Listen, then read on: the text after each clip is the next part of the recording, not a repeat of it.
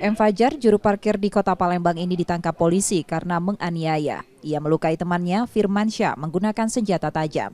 Dari pengakuannya, ia memberhentikan korban sebagai juru parkir karena mengklaim lahan parkir tersebut miliknya. Korban yang marah diberhentikan dan mengancam akan melukai pelaku. Pelaku yang mendapat ancaman dari korban kemudian mendatanginya sembari membawa sajam lalu melukai korban. Akibat peristiwa itu, korban mengalami luka senjata tajam di jari serta luka di tubuhnya.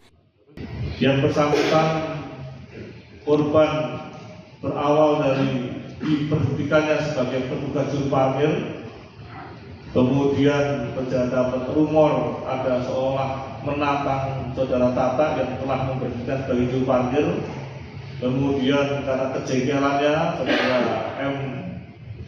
Fajar alias Tata ini mendatangi tersangka di daerah kampungnya dan terjadi peristiwa penganiayaan sebagaimana yang telah kami sebutkan.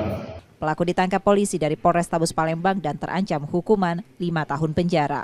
Yudi Kiswanto, Kompas TV, Palembang, Sumatera Selatan.